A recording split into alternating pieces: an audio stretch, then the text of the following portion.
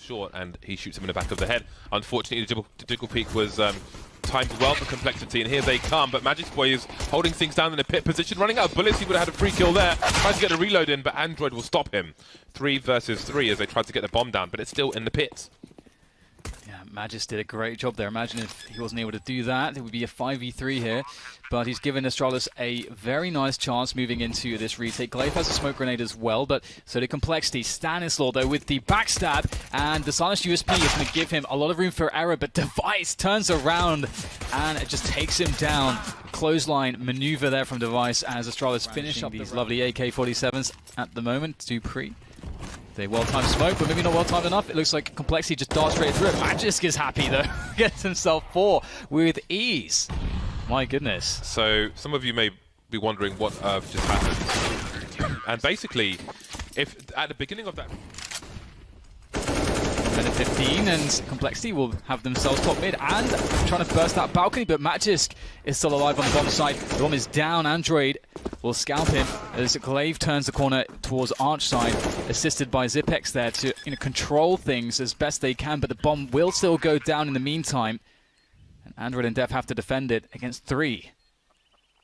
Def has a flash, but does he dare pull it out? They don't know what the status is towards the Arch position, so he may not feel like he can. 2 players. Oh, Android's going huge here. Glaive's the only one that remains. Does he know where he is? He does now. And now they can play a 2 versus 1 if they want to, but Android goes back to the well again, and Glaive's just waiting patiently. Gets 2 1v1s. Double HE detail there onto the pit position. Oh dear, that's a poor Shazam. Oh no, that's very surprising for him. Really nice nade there, and Astralis know what's going on right now. They have had so much information on the map with that banana control previously. They've worked out where CompLexity are moving. They are rotating players now, but will they be there in time? There's a small... That would allow them to split the sites, and now Astralis have been forced to move all the way back. Glaive rotating now from the B bomb site. Stanislaw spotted, he's blind, and maybe the library player can take him out. In the meantime, there's fights on the site, and Manchester will get picked off, leaving Glaive and Zipex out of position once again in that Arch area. 2 versus 3. 2 of these players heavily tagged for CompLexity. But what can Astralis do with what they have? It's definitely a tough one. Not much in the way of utility to aid this push, and Android in a really good position. That's a beautiful peek coming in from Glaive, though. That will make the burden slightly lighter as they move forwards. But Glaive, he's known. Ye will deal with him, and Zipex with 20 points of health. It's best played. This may be a more difficult round to win for CompLexity, with less brazen play from the Danes. However, they are looking aggressive on Banana, trying to force the T's out, but they're still towards that tree position. Ye will get taken out, and maybe Astralis will be happy with that for the time being. Yeah, I mean, little did they know. Maybe they do. It is Astralis after all. They almost got 2 kills there. They were very, very close, of course, to killing Def with the double HE, and that's sort of how the grenades work. You know, you throw those control grenades on Banana, and there's only so many places the T's can stand, so it's a pretty good bet that if you throw 2 HEs there, that you will catch a T. And with so much damage done, they fall back happily onto the bomb site. CompLexity will just go for this one. They're going to have to do this with raw firepower.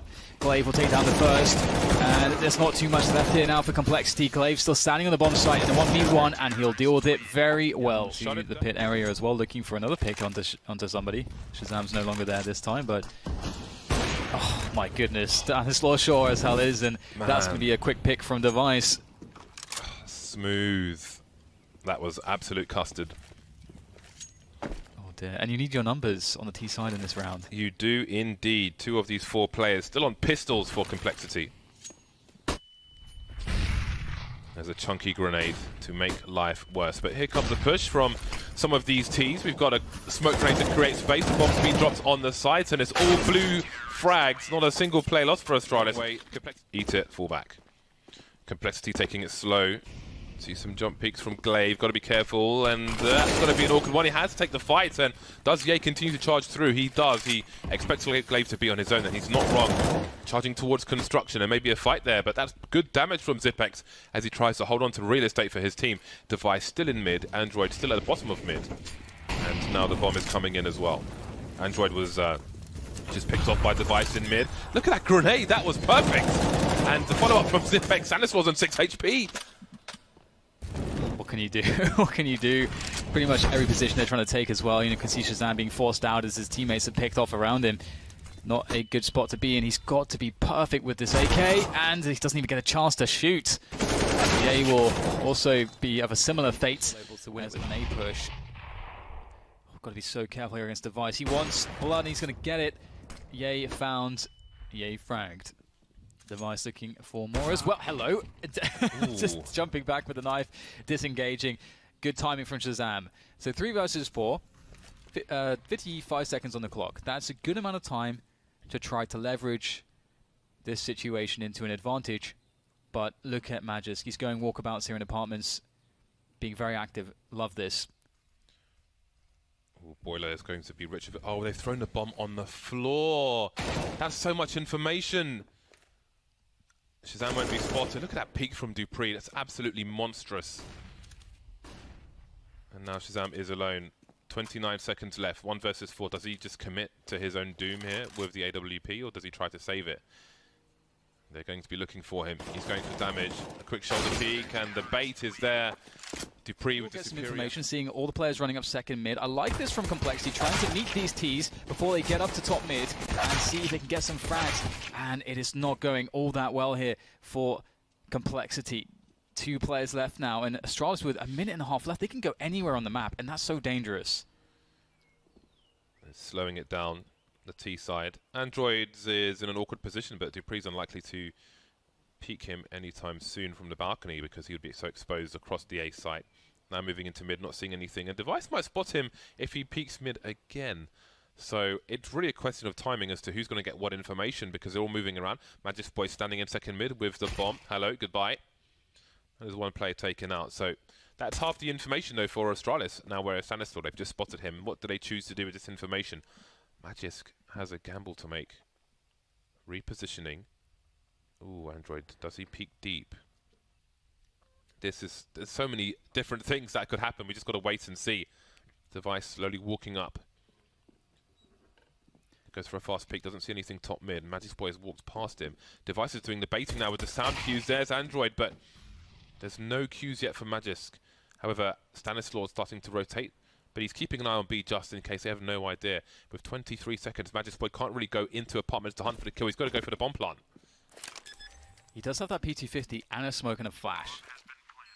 This is very doable here for Magisk. A 1v2 clutch, waiting for his opponents to arrive. They don't know. I don't think they have any idea actually where he is. I don't think he made any sound cues that were audible.